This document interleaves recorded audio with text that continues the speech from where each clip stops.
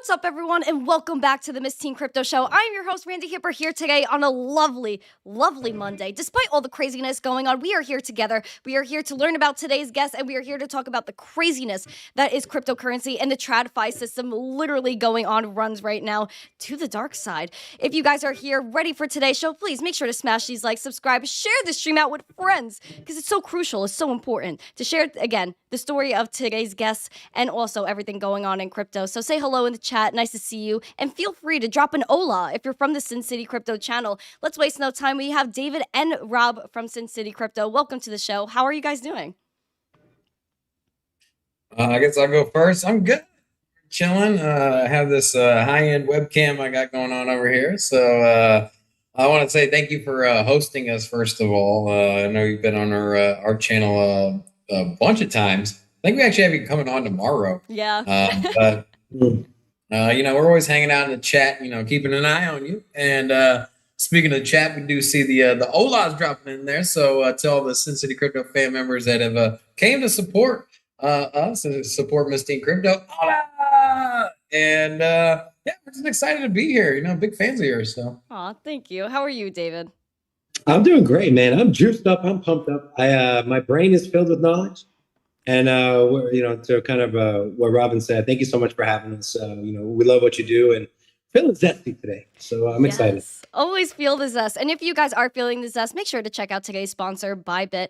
You can earn some really cool bonuses with that link in the live chat and in the description. Forgot to mention them once we went live. So shout out to Bybit.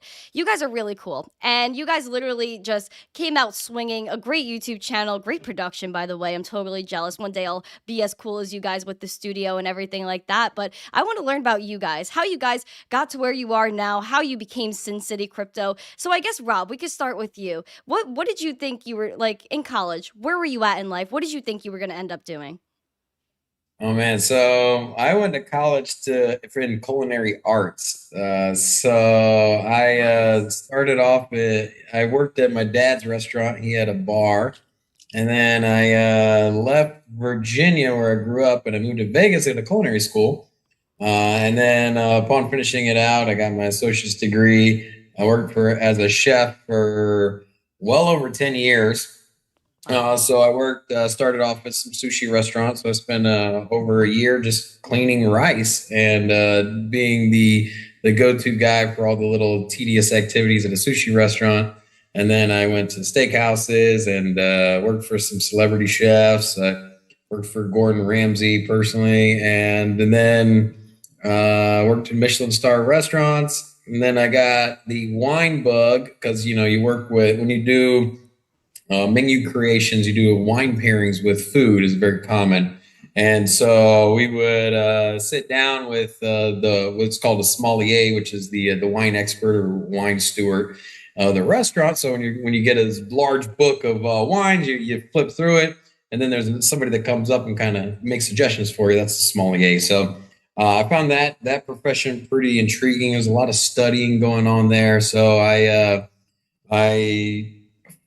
found myself studying all the little nuances of what makes a wine, the wine producers, and it was this massive, like 3-4 years of studying all of these little things that at the end of the day, I'm making suggestions to a guest, right? To someone in a restaurant, I'm making suggestions to them on what I think they'll like, and I'm explaining this backstory. And I found a very interesting parallel when it came to crypto. It's a lot of nuanced learning, things that people don't care about. People don't want to know how the wine's made, just want to know how it tastes. People in crypto don't want to know how the blockchain runs. They just want to know if they can make money off of it and, what the utility is. So I found my parallel there. So, I met David at the restaurant. And so for him, we were both working on the floor in the restaurant, and we were the two crypto guys. And so me and David, we had a little group chat or group text with all the people that were interested in crypto.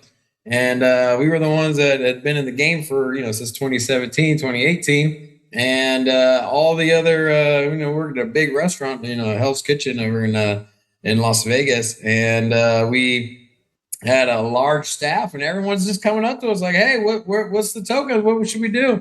And so we were the resident experts there in Las Vegas at the restaurant. So then we were like, hey, why don't we do this professionally? And so we took a lot of our crypto profits, poured it into our studio, along with a lot of hard-earned money that we had as well. And Sin City Crypto was born. And that's how it started, at least from my What? end. That is so wild. So you grew up in the restaurant industry, which I find really interesting. Like, what do you, so you fully know how to cook? You know, like the whole back end of the wine thing, or no? He doesn't know Yeah. how to cook, David. He definitely doesn't know how to cook for sure. Was he? Were You you gonna lie and say that you knew how to cook, Rob? Were you gonna fib? No, I hang my hat. There's not a lot of I know a limited amount of crypto information. I know enough to get by. I know enough to have our channel. But what I'm really have spent my whole life perfecting is how to create flavors and how to marry those into a way that people appreciate it. It's very gratifying to create a piece of art and somebody's sitting there eating and they say oh my god, that's the best meal I've ever had or the best thing I've ever tasted. And so pretty rewarding on that part. So I got skills. Now Okay. David, he's like a Fruit Loops kind of guy, Pop Tart, maybe Fruity Pebbles if he's feeling froggy. And so he doesn't really appreciate the good cuisine. Yeah. So he likes more about the how fast he can get in and out of a drive-through before he goes to the studios. I mean, it depends on the type of Pop Tart. Are we talking like a s'mores Pop Tart? Are we talking like the chocolate one? It really Double does. chocolate fudge. Yes. Okay. So now we're gonna pass it to you, David, because you're a double chocolate fudge Pop Tart Mm. kind of guy. Love it. No, it's really good. Love those. So, where did you think you were going in life during college? Were you kind of on the same path as Rob? You were living that culinary chef life, or? No, no, no. I've been in restaurants my whole life, and it was for one reason. And that reason was money. Okay. You make a lot of good money here in Vegas working in restaurants, but for me, the money's always been good, right? And even leading up to starting the channel, I was making good money. The problem is, my dad passed away 5 years ago, and he was born in Iran. He moved to Sweden, Wow. and from Sweden, he was set. He had a great job, pension, he had a house. He was the top 10 income earner in the entire country. And he left all of that to come to America because, with limitations in socialist countries like Sweden, although people think it's amazing, he said, when my kids grow up, I want them to be and do whatever they want. And so after he passed away, I was in kind of like a 2-year rut where I'm like, I am not serving a purpose, like I'm serving tables, I'm bussing tables, I'm running food. But what am I really doing? Like, did my dad sacrifice all this for me to come here? And no offense to anyone who works in the restaurant industry, but this is just a personal thing of mine. And so I struggled for 2-3 years trying to figure out what am I good at? Well, I got people skills. That's pretty much it. I'm smart. I'm obsessive. And then I started getting into crypto. And like Rob mentioned, at the restaurant, we'd always talk. But the thing was, we would always argue. We would always argue. He would say something, and I'm like, what are you talking about? You're crazy. And so one day he hits me up. He was like, hey, you want to start a YouTube channel? Of course, my first reaction was, oh, a YouTube channel? Like, what?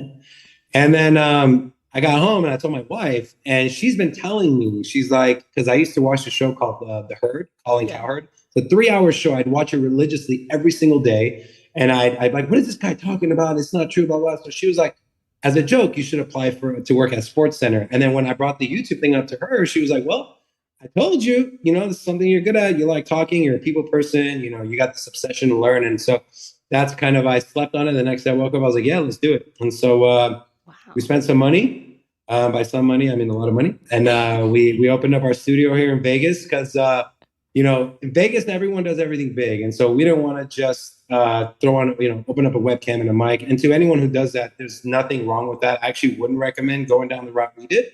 But we decided from the get-go, we wanted people to take it seriously, as serious as possible. And so the money that we had from our crypto profits and from working on jobs and saving money, we poured that into our business. And here we are today. Wow, that's legendary. So you guys stepped away from full-time jobs. You knew you were working in Hell's Kitchen. There's good money in Vegas for, people that are working in restaurants. Why leave that stability and go into a crypto YouTube channel? Probably like what year did you do this? This was last year, right?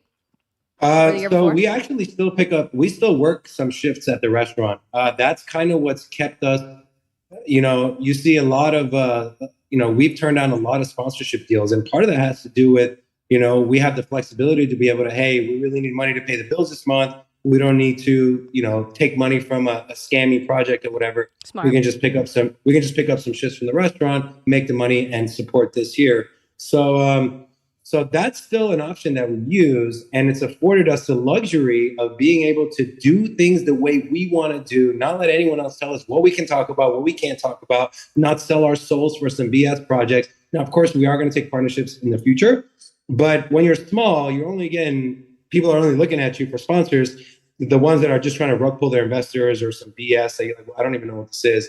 And so that little small lifeline on the side has provided us the ability to do what we do without selling our souls, so to say. No, 100%. I agree with you. Rob, go ahead.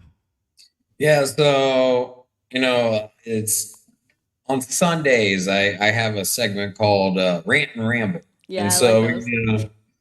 so for those, I try to go outside the box of hey, this is the project, and it's more about like your mental point of view and being grounded on on income and mindset and having good financials, because you can only invest essentially what you have. Obviously, none of this is investment advice, but you can only afford to invest what you earn.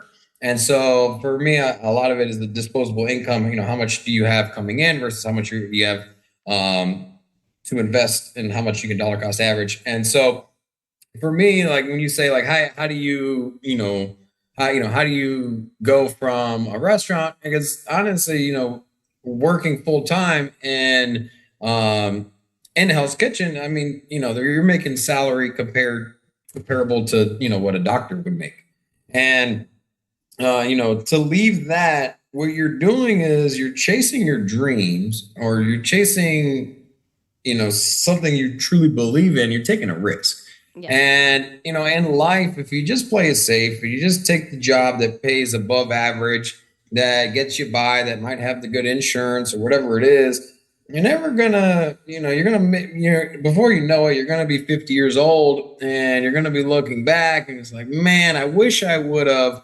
And so for me, it's about taking the risk in your life to try to do something great. And I'm so passionate about crypto. And in my early days, I'd got burned so bad by the banking system.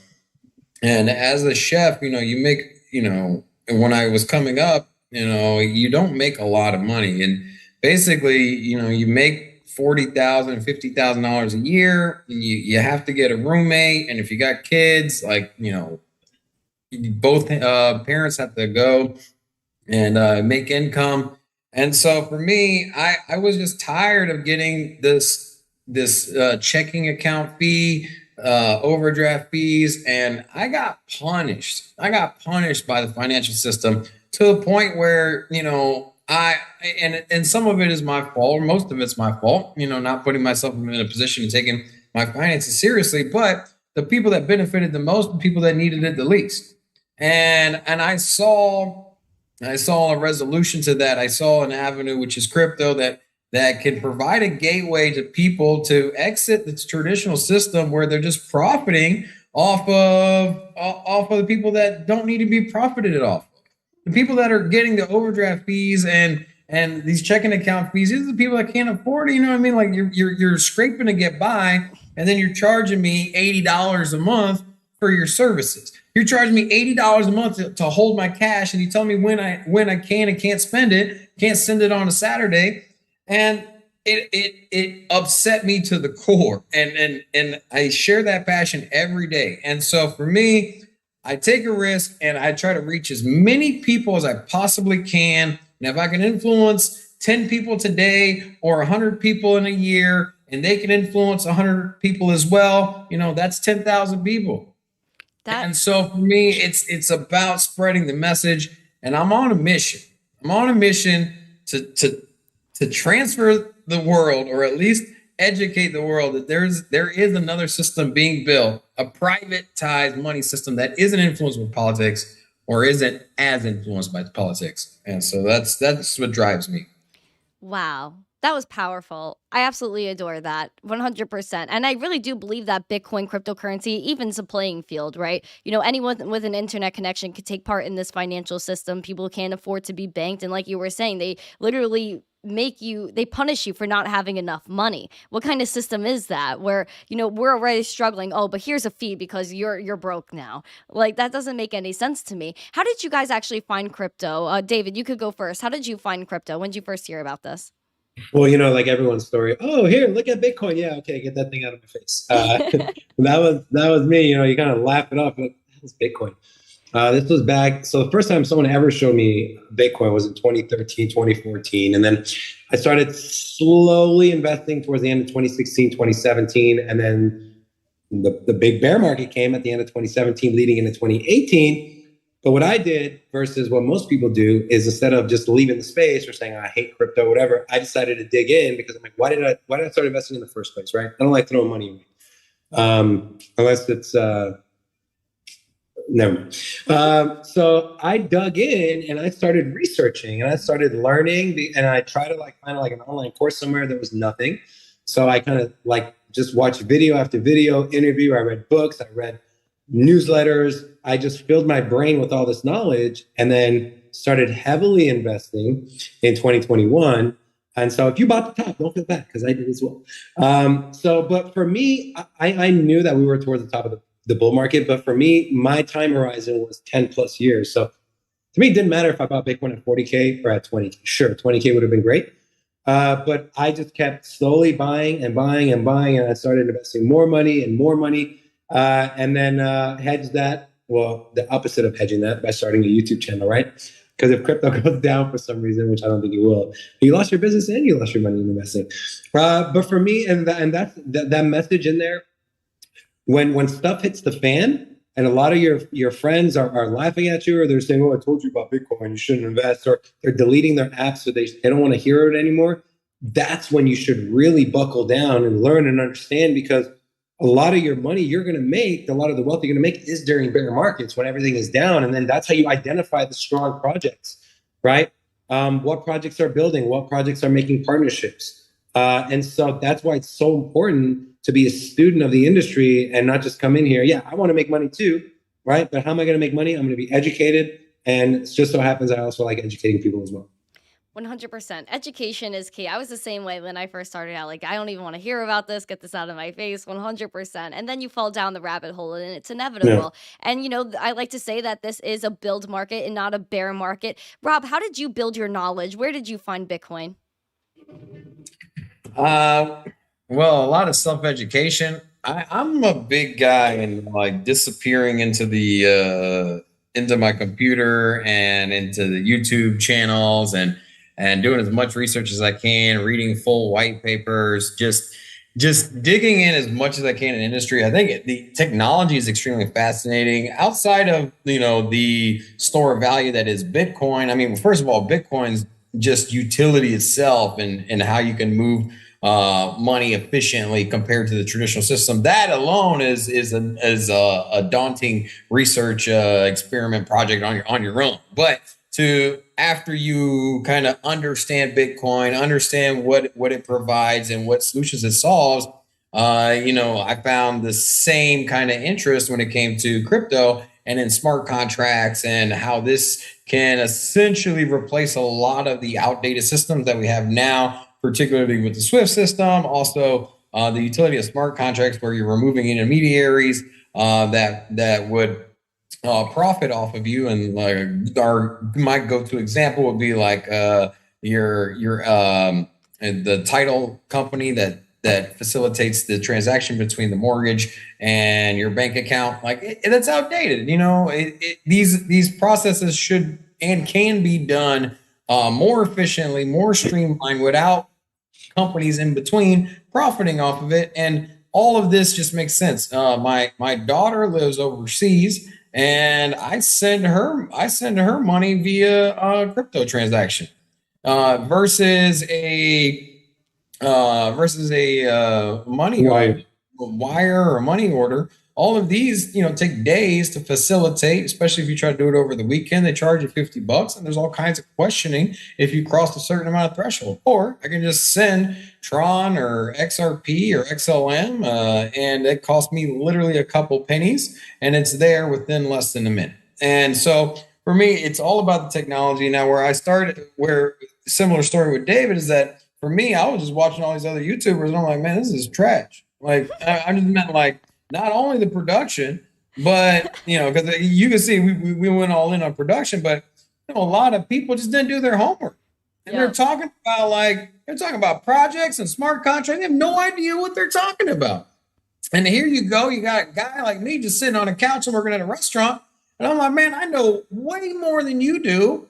For the simple fact that I'm interested in the subject, and I put in my time, I did my research, and I can confidently talk about it. And so for me, I'm like, trash. There's only a handful of channels out there that was putting together good content, and even less of those content creators did it in a professional, like visually appealing kind of way. I'm very artistic. I'm over the top. David hates me for it, but I will spend every dollar I make on increasing 1 to 5% of the video production. Like if I can drop 10 grand to make this stream look a little bit better, I will. And then David will hate me for it. That's what I do. But at the end of the day, I'm trying to bring as much value to the viewer, not only in visual, but also I am constantly trying to stay plugged into what is going on. And not only that, just research. So. No, yeah, I love your confidence. I love how you were like, I'm more knowledgeable than you. I'm gonna hop on and do this myself. I really do like that. It's confidence. I need more of that. I need to. Well, Randy, here's the thing. When you're watching a channel and the guy goes, "Oh, Cardano doesn't have smart contracts," like what? Like that's so basic. I do know. I know exactly. So yeah. The only problem is when I know more than David, and he thinks he knows more than me, and that's when we start. Definitely know more than you. I will gladly put my knowledge up to test with yours. But we're not going to do it here today. We'll do it on our show maybe one day.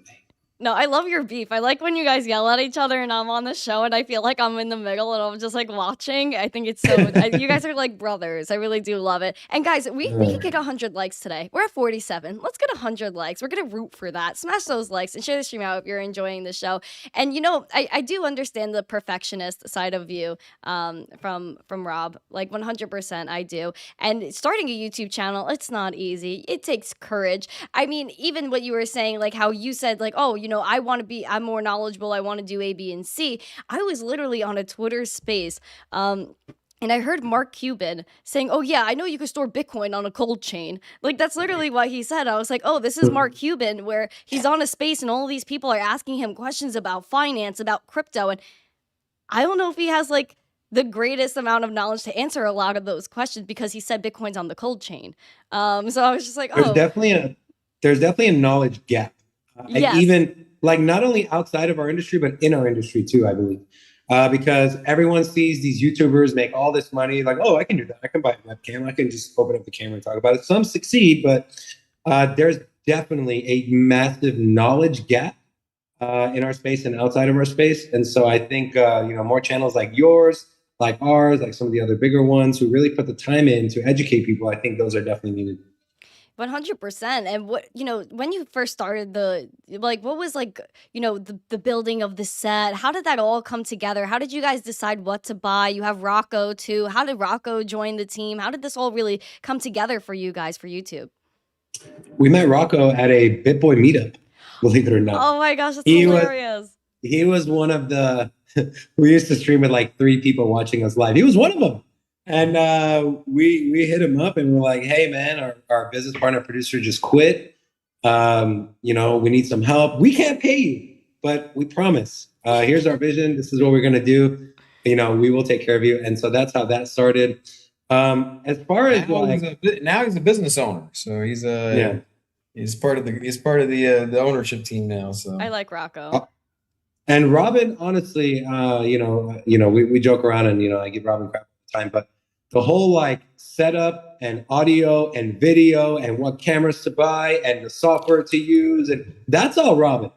And I didn't know anything. He didn't know anything. He took that bull by the horns, and he decided this is going to be my area of expertise. I'm going to make sure this is done. And so, that question I think should go to him as far as how did he know what to do. But I know it was all he started from a blank slate, and here we are today. Wow. So Rob, you did all like the techie research. That's it's a lot. I mean, I know like, when I'm looking to buy a webcam, I'm like, oh my God, which one do I do? Do you have the mics, how to set them up, all of this like back Yeah. end software for the mics. It's ridiculous. Yeah, it's I don't know. I'm very interested in technology, and the great thing is that back in the 90s, if you wanted to do any kind of video production, you had to go to college for that. And you can pretty much replace video production with any profession outside of something that you need a physical degree for, like say a lawyer or a doctor. So if there's something that interests you in life and something you want to go do, you can self-educate. That's the beauty of YouTube, and that there's really nothing stopping you. And if there's a hobby you have or some kind of activity or something that you do at work that you want to pursue, then the only thing stopping you is yourself. And if you educate yourself, you can pretty much accomplish anything. And I came from a kitchen where my tools were pots and pans and spatulas, and now I have XLR cords and microphones and mixer boards and streaming software. And I spend, I mean, honestly, it's a lot of time learning all of this, but it pays off. And so, if there's weeks, not days, not hours, there's weeks worth of time that simply goes into to troubleshoot a problem. And a lot of it's just trial and error. You don't know what you're doing, and you don't know what piece of equipment is going to work with what. It's something I enjoy. I enjoy puzzles. Before I got into this, I was a big jigsaw puzzle guy. So this is the one of the most complex jigsaw puzzles with very variable pieces that's always changing. That somebody spilled a cup of coffee on, and you're still trying to put it together. It's a nightmare. It's a nightmare, but it's my happy nightmare here. So David does all of the content and storyboarding and research and the direction of the content. When you come on the show, he's the one that's moderating and asking the questions. And then I'm the one that makes sure this thing runs and doesn't fall apart and add some cool little dynamic stuff. And then I interject and make stupid comments. So that's my role. You're adding pieces to the puzzle, right, David? Yeah. And then also hats off to Rocco, because I'll get in here for a whole weekend and I'm just like changing stuff and put things in, and then Rocco comes in. I'm like, I changed everything, and then he's like, Jesus.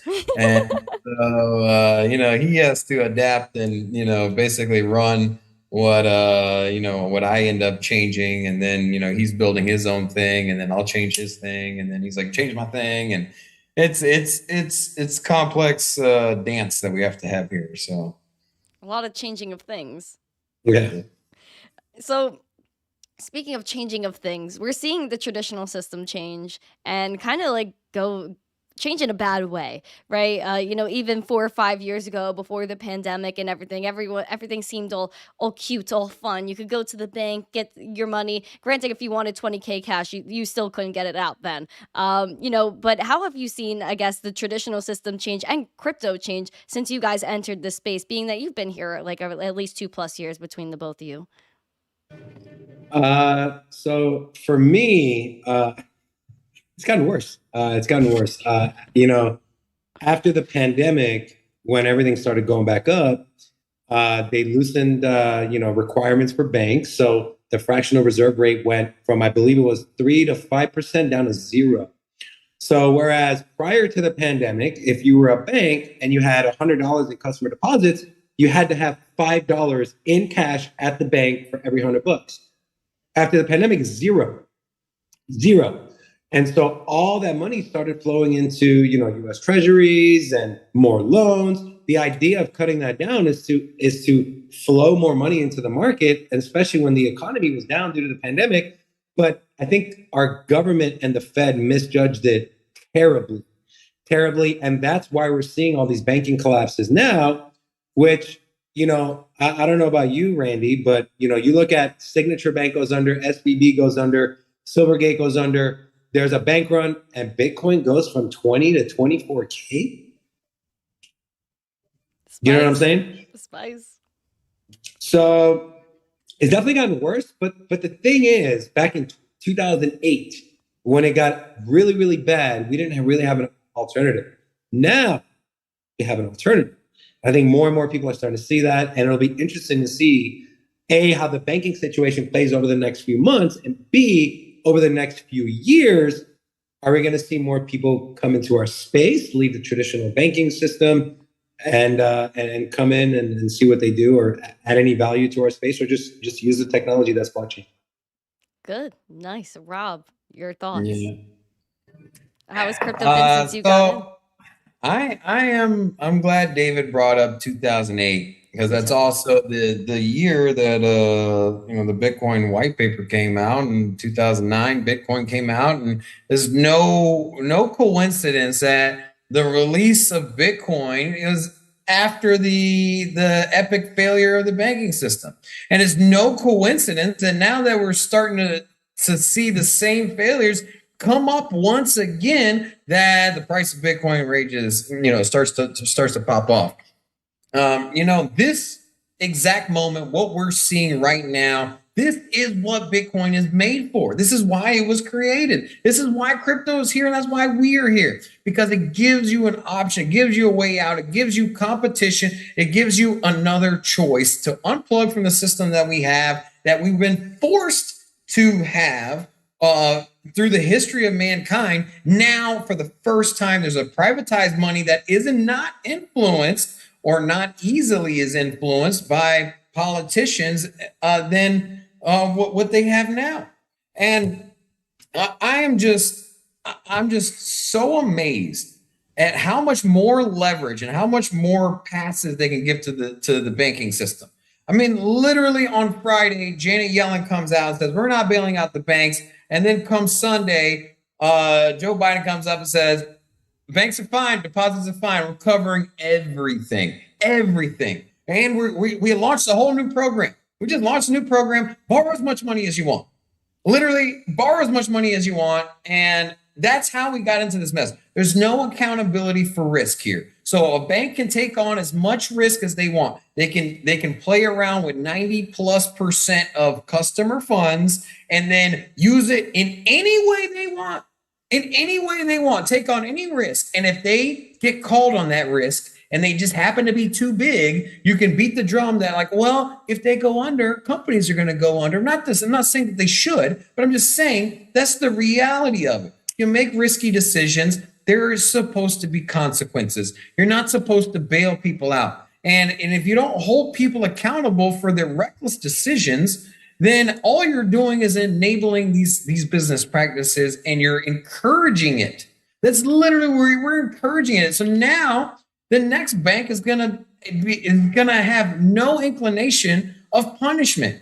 It's just common society. Like if I break the law, I understand that there's a punishment there, and I know there's a risk of getting punished. It's the same with finances. If I'm reckless and irresponsible with other people's assets, and there's no accountability for it, and I stand no chance of getting reprimanded, then there's nothing to stop me from doing it again. And if anything, I'm incentivized to play into that system. And if any of this happened, if any of what has happened over the weekend happened in a crypto platform, if 90% of customer funds were used somewhere else, the regulators would be beside themselves. They would be like, oh my God, they took customer funds and they used it over here and they bought this and they were leveraging this. Like, we can't let this happen. Yet the banks do it. And now it's fair game. And they're like, oh, they took on a lot of risk, but we're going to bail them out. Like, it's just crazy to me. Yeah, there's synergies there. Sam Bankman-Fried robbed everybody, but he's not guilty, and he's sitting home playing League of Legends, not on his computer, probably his mom's computer. And then and then his criminal case is going to get pushed back, and FTX, which everyone and their mother endorsed, Jim Cramer, Gary Gensler, who's in the chat, hi Gary, a bunch of other people from the government endorsed FTX. And that's exactly what they did. They didn't even have a bank account. You sent money to FTX and went to Alameda, and we all knew what they did with that investment here, all these types of things there. And that was all over the TV for weeks. Just SBF's Afro everywhere for weeks. But then when this stuff with the bank happens, it's like, oh, no problem. We bail them out. We have the money for that, somewhere. And there you go, guys. Money printer, go burr. What does this mean? Obviously, I think maybe other banks are going to start degenning. Like, these people trying to chase 50x altcoins. What do you think, David? Well, the Yellen and Jerome Powell, they came out and said, pretty much they're going to fire all the executives and management from these banks, from Silicon Valley and from Signature. And so, I mean, I don't know enough about, if you do draw on this discount window, you do draw on the liquidity to service customer deposits. Like, what's going to happen? Is there any penalties? Like, I know you're going to pay the money back, but are they going to start firing people? Are they going to say, yeah, you can only access it if just senior management, or I don't know. So that I don't know. But if it's like, hey, discount window's open, have at it. Yeah, I mean, yeah, why wouldn't you? You know what I'm saying? Yeah. Why wouldn't you go out and degen or lend, drop your parameters to who you lend money to via credit card or via home loans if you know you got that liquidity through the discount window at the Fed to access whatever money you want. So I guess I would want to know more about if there's any penalties for these banks that do draw on that liquidity before I say for sure, yeah, they're definitely gonna do it or not. But if there's no repercussions, then wouldn't you do that? Right? There's no repercussions. There is none. Yeah, it's like a slap on the wrist and saying you shouldn't do that. But here you go, Even the guy that got fired, like you're saying that, they come in, the FDIC takes over and they fire the CEO. What? Hey, the CFO for Lehman Brothers was a Signature Bank, right, David? Right? No, it was at Silicon Valley. Silicon Valley Bank. It was the CFO for Lehman Brothers, right? Yeah. So it doesn't even matter if you get fired. You get fired, you're gonna go get a job at the next bank. And then you can be like, hey man, I had an epic run. We went 20 years. Like we had an epic run. It was so epic the government came in and shut us down. Like and that's so these execs that are getting fired, they're in no worse situation.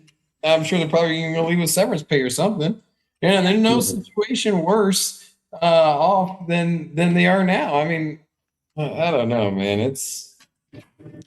No, it is pretty wild. I agree with you. And on top of that, you have always these people that, of course, exit first. You had Silicon Valley Bank, the CEO, they sold millions of dollars worth of their stock right beforehand. And it was the same thing that happened with Celsius and a few others where the CEOs, they were like, this is starting to go a little bit sour. Let me take my profits. Let me take my cash and let everyone deal with the rest, even though they get removed from their position. Still, it doesn't do anything. Why can't we claw back from them, right? I don't know. Do you guys feel that way as well? They should. They should claw back. They're over here trying to go after retail. Why don't you go after the people that knew what was happening and then decided to cash up? Yeah. You know what I'm saying? Don't go after the mom or dad or the person who, hey, maybe it was just coincidence. They had to pay bills. They decided to put money out of Celsius 2 weeks before. Now they got to pay that money back. Or someone who's up to date and smelled something fishy and decided to pull their money out. But then you have Alex Mashinsky and these executives at these banks who are there every day, who know what's going on, who can probably understand we are about to go under. Let's sell the stock. Those people should get clawed back. Those people should be in trouble. But our Congress and our politicians hate each other so much that it's blinded their common sense, their little common sense bulb in their brain. And with this whole Silicon Valley Bank thing, you had the Republicans saying we shouldn't bail out this woke bank, which is Silicon Valley Bank. You have the Democrats saying the opposite, and they can't focus on the issue. Like, okay, if we don't intervene, what's going to happen? If we do intervene, what's going to happen? No, it's like, no, we shouldn't bail them out because they're a woke leftist bank, and they send all this money.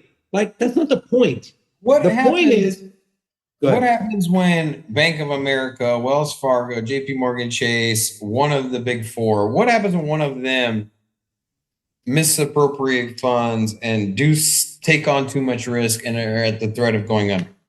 Nothing's Is going to this happen. the The government's going foregone to step in. conclusion that you have to bail them out? Yes. Then there's no accountability. No. Then you're pretty much letting them run on God mode and you're letting them do whatever they. That's the system, bro. I mean, I feel like pretty much a lot of this is, for a lack of better words, monopoly money. You know, you've just had a lot of paper money being taken out of circulation over the past 2-3 years because people don't want to touch paper money. A lot of restaurants and places don't accept paper money. And then you have, you know, the digital money printing where a lot of people are transacting digitally. I know a lot of people, if it's a cash only place, they won't go because they just have their phone. They have their debit, their credit card. So at the end of the day, it's like crazy. What was that? Hear me out on this. Hear me out on this. So the U.S. launched a CBDC trial weeks ago. You have CBDCs going overseas. Watch now. To Rob's point, the whole bailout thing. Yeah. Watch the narrative shift from with the CBDC, we won't have to worry about bailing banks out. Exactly. Because now everyone's got an account at the Fed. The Fed controls that money, not the traditional banking system. So look for that narrative. You piss enough people off, you get people to think this is a bailout. Here comes the CBDC. Hey guys, well, lucky for us, over the last 3 months, we've been doing a trial and it's working perfectly. It gives you an option, right? So the banking system's collapsing. CBDCs come out and the federal government says, no, we're not going to force you to. But if you don't want to have to worry about a run on a bank or losing your money, then you should probably open up a CBDC account. And now at that point, they can let these banks like JP Morgan, like Bank of America fail. Because once the government has that kind of control over your money and privacy, it's game over. I mean, I kind of agree. And that's kind of where I was going with everything is, yeah, could this be a lead up for a CBDC where you don't have to worry about all of that? But at the same time, you know, you have even the China CBDC. Their money literally expires if you don't use it within a certain amount of time. Yep. And people are starting to realize like, hey, maybe, you know, if you know there is a CBDC issued, that you don't have control over your funds. Even Tom Emmer putting forward legislation, the CBDC Anti-Surveillance State Act. Governor Kristi Noem from South Dakota, she vetoed the CBDC bill, which I thought she was so savage. Like, go her. I love it. Yeah, I loved it. So, I mean, we have people that are against the CBDCs. They want to try to prevent the Fed or the central bank from issuing directly to a person. But at the same time, do you think there's a lack of education as to where people might not realize what a CBDC really means? And they're saying, hey, don't worry about it. Don't worry about these bank runs. Here's a digital dollar. We got you. Don't worry. 100%. Rob? Yeah. I'm not in the camp that in the US the CBDC is going to be the ultimate controlling tool. It has the potential to get there. Yeah. But I have faith that regulators will at least put in enough. Are you listening to yourself? Dude. You have faith that regulators, really? No, I'm not saying that I have faith that regulators will put into place legislation that limits the amount of power that the federal government can have over CBDCs. And I think it comes from the core freedom of speech, and you hear that echoed over and over again when it comes to the talking of CBDCs. And so for me, I do understand that there is a potential and a certain probability, even though I think it's small, that the U.S. does come out with a CBDC and that the U.S. can be controlling and put parameters on how you spend your money and always keep an eye on where money is moving and what you're doing with your cash. But I still feel confident that at some form over time, hopefully in a shorter window, that there will be legislation put into place that prevents the government from overreaching on their control-free CBDCs. Now, Yeah. to what Yeah. you're saying, David, it is possible, and the narrative is growing for that likelihood of control and that style of dictatorship, and you can spend your money here. It's a concern, and once again, it goes back to the reason that I'm on your channel. I'm on the reason we have our own YouTube channel, so that way I can beat the drum as much as possible and be like, look, this is what they're trying to do. This is what they're trying to accomplish. This is the freedoms you're going to lose if you simply say, oh, okay, that sounds like a good program. Let me hop on. And so there are people that are defending freedom when it comes to finance. There is people that are actively discussing. You mentioned Tom Emmer and a handful of others, but I think that will prevail. I think that narrative will succeed. But it is an ever growing concern for me that we will go down this China style CBDC, and I'm fearful of it. And if anything, over the last weekends, it is strong into that possibility or that case and that control. I mean, we've seen what happened in Canada with the ice road truckers, and we saw what happened. Ice road truckers. Whatever show that was on TL. You know what I mean? But I'm just saying, dude. It's a growing concern, but I still hold faith that we're gonna end up doing what's right. I really do. Man, Yeah, you're yeah. hopeful, Rob. You're hopeful. Way too hopeful, bro. I'm scared, to be honest, because Jerome Powell, when he was on last week, and no one has a clip of this. No one even posted it. They all of a sudden everyone forgot that he said this, but I took a video on my phone, old fashioned style, and he was literally saying that a wholesale CBDC is gonna come out, and then a retail CBDC not far after, and he said. Yep. Of course, digital payments are coming. We have FedNow coming out in the summer, which is going to allow instant payments between banks and whatnot. And that's a league up to the CBDC. Now, I mean, either way, they could say, hey, we're not doing this, we're not doing that. But at the end of the day, the CBDC is most likely going to run on a centralized blockchain. And it's going to be something that they could obviously control your wallet. So at the end of the day, they could say, oh, you're free. You can do whatever you want. But they could shut you off. Dude, there are positives that could possibly come from a CBDC, right? Yeah. Let's just say, for example, hurricane hits the south, right, of America, and to help help people, they can take a subsection of the country, that place that got impacted, and lower rates for people to get loans just for that sector of the country. That's just one example. So those possibilities are there, but you're not going to convince me that if I give the government that much power, then they're not going to abuse that power. And good luck trying to get that power back when it's all in place. And the people that are going to be affected the most are the poor to middle class, the people that get stimulus checks, the people that get tax returns, the people that rely on government,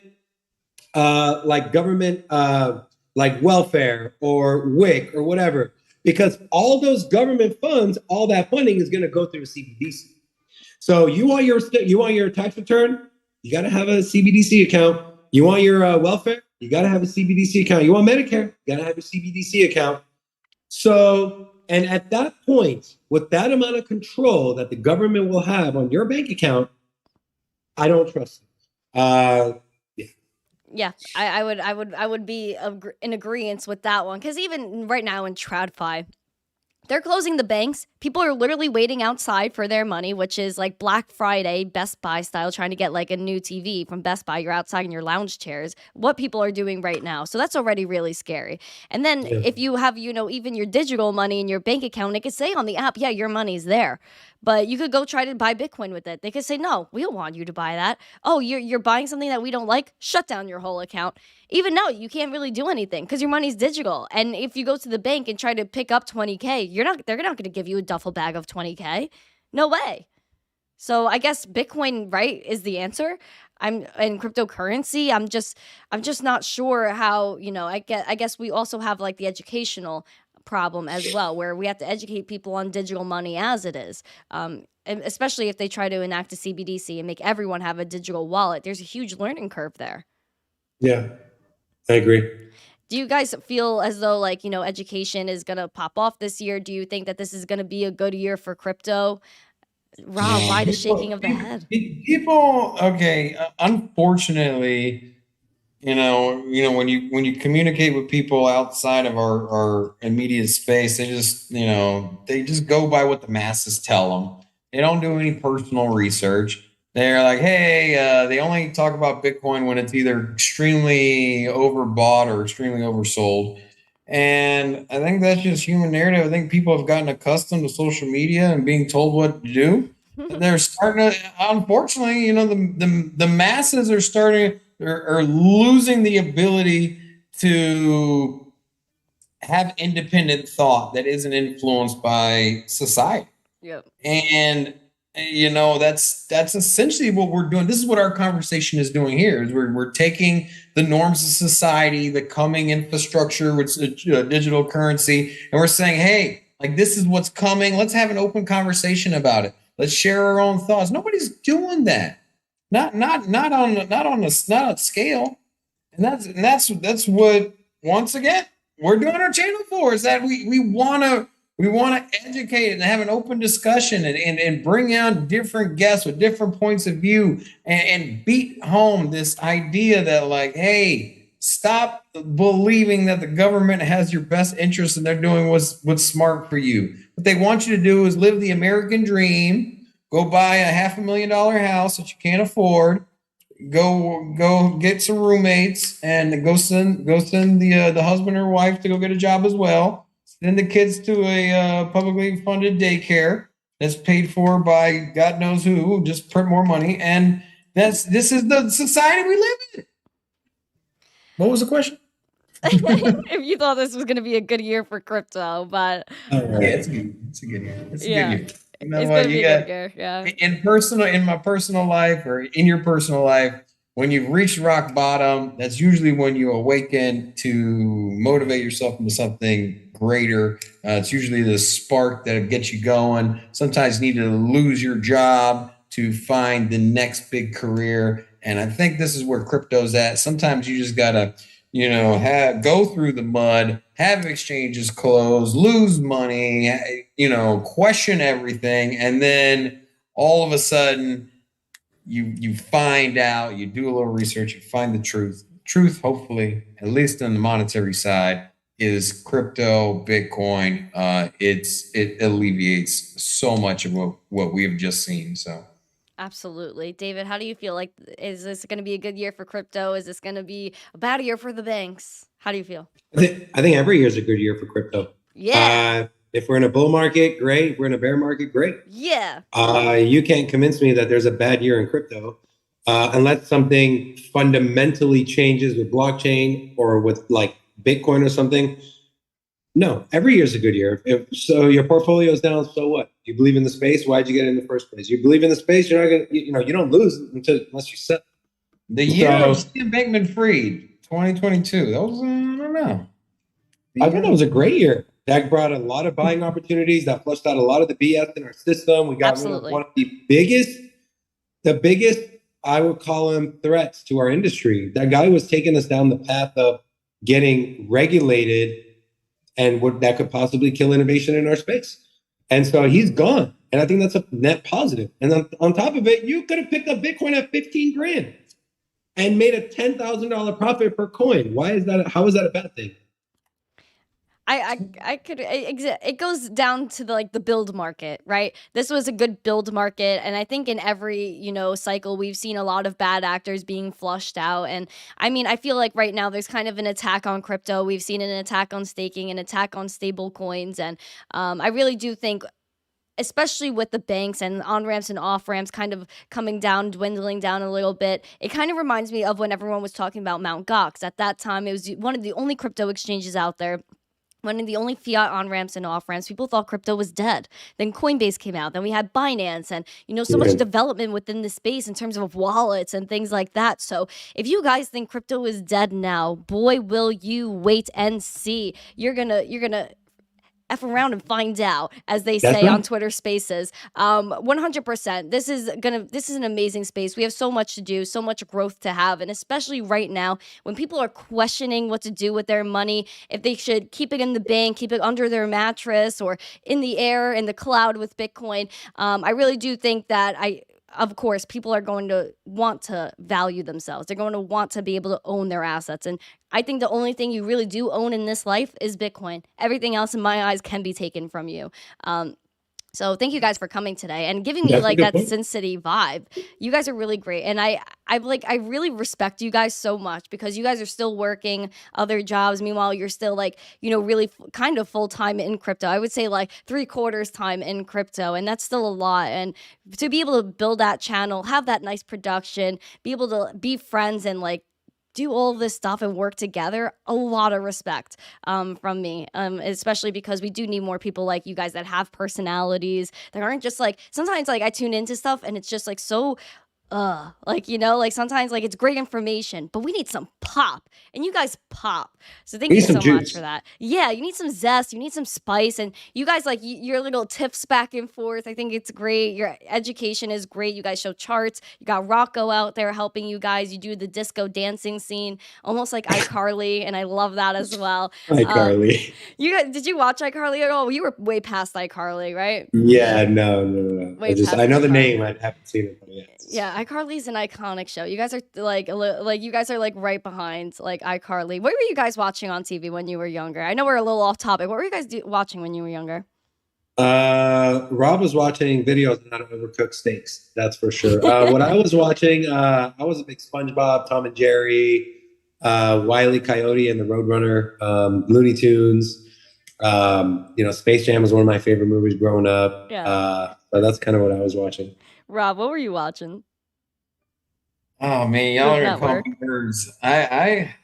I grew up very fascinated with space, and so I watch universe shows, galaxy, like how planets are formed. I'm a pretty boring guy. Like Star Trek? I don't know. Star Wars? no, like documentaries, like on how like stars are formed and things like that. Like that's what I grew up on. I don't know. I'm very interested on how things work, and what's the best place to start, but with your own your own ecosystem. And a lot of people don't even Look, understand. man, I got three kids. If one of them came up to me at age 5 and was like, "Dad, can you turn on Discovery Channel? I want to watch this documentary on how stars are formed," I'd be like, "Babe, take this guy to the doctor." That What was was wrong me. with I'm this? telling you, that was me. That was me. I'm telling you. I was That's fascinated by adorable. that stuff, man. I want to give you guys a hug, like 100%. Dang. One day I will give you guys a hug. We'll be I there. was watching PBS when everyone else was watching CBS. Like Oh, Mm, ooh, that was yeah, spicy. I that's, like that. that's terrible.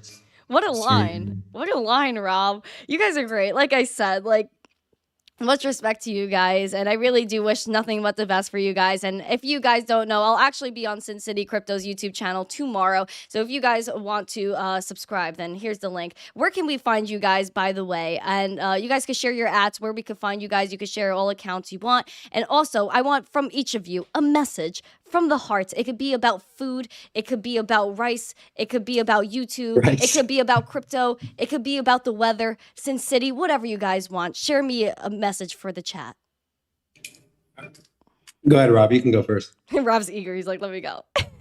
All right. So, you kind of alluded to there, with working a second job and then being all into crypto. It's at the end of the day, you ain't gonna outwork me. You're not gonna outwork me. That's my mentality. That should be your mentality. You know what? Like, do what you're passionate about. Do it 100%. Do it 150%. Don't freaking sleep in all day. Like life is too short. Like, get after it. Like, stop settling for mediocrity and stop playing it safe. Go out and bust ass and grind. And it's not easy. Pick yourself up. Don't be afraid to fail and do what you're passionate about. And I think that's why you're in this space right now. That's why you're in crypto, is because you are tired of the norm. You're tired of the banking system. You're tired of that. Break free from it mentally with your own personal life. Do some big things. Like, don't be ordinary, be extraordinary. I love that. You're so inspiring. I love your energy too. David, take us away.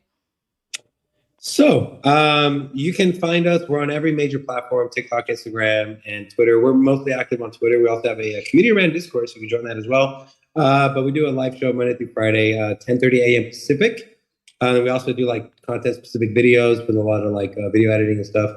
But my message to people is this, is don't take the advice. There's a saying, right? You don't take financial advice from your uncle who's a bum sleeping on your couch for the last 5 years, right?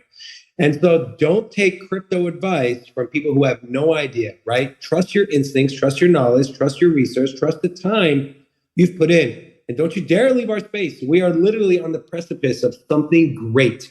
And the beauty of crypto, be worried about the US. Even if the US completely bans, says no one's allowed to buy or sell in the US, no banks are, guess what? There's 280 something other countries that are not going to do that, that understand the value. And so if you're here now watching the show, you are at the foundation level. Imagine investing in Amazon when it first came out. Jeff Bezos came up to you and said, hey, I am starting a company. This is my vision. And you knew that in 10 years, Amazon would be the largest marketplace in the world. Would you have stayed? Would you have invested? You probably would. Don't leave the space and keep a positive attitude. And yeah. That's beautiful. Absolutely love that. Thank you for the inspiration. Thank you, Destroyer1911, for your $2 super chat. He said, great show. Thanks for having my guys on here. So you got a lot of love in the chat. That dude is literally looks like a destroyer. So we were at BitBoy's book signing. Dude walks up like 6'5", just like his like shoulders look like two basketballs. Like, what's up, guys? I'm like, hey, what's up, man? He's like, I'm Destroyer. I'm like, oh, dang, you look like a straight up Destroyer. No, we love our community. When we started the channel, our vision was community first, to serve our community and to be engaged. And so I know you do a lot of the same, and that's kind of why we like you a lot. Is we vibe with those kind of people, very genuine, community focused, and just the eagerness to teach and help people understand. And so we really appreciate you having us on your show. We'd love to come back again in the future. And of course, you're going to be on our show tomorrow. This is definitely a business relationship that we look forward to keeping moving forward. So thank you. Absolutely. Hola! Yes. No. Randy, you got the new one, Oladios. Oladios, yes. I love Oladios. That's my favorite. Yes. That's my favorite. It vibes. It really just does go. Oladios. Thank you guys for coming today. Sin City Crypto, much love to you. Mwah. Thank you everyone in the chat. Mwah. Love to you. Hugs to all of you. I really do appreciate every single one of you guys for joining. Please, if you enjoyed the stream, we have 83 likes. We'll get to 100. I'm confident. But please smash these likes, subscribe, share the stream out with friends so more people can learn about Sin City Crypto, how they got to where they are now, and where they think the crypto space is going. Comment after this is over. Let me know if you're holding Bitcoin in the bank, if it's under your mattress, or you're buying some Bitcoin to protect yourself. Let me know. Have a great day. I'll be back tomorrow for the Daily Zest, 12 p.m. Eastern. You guys know the vibe. Hit that bell so you're there. Thank you again. Thank you, Sin City Crypto. Have a great day. And as always, stay zesty and Oladios. Peace. Oladios.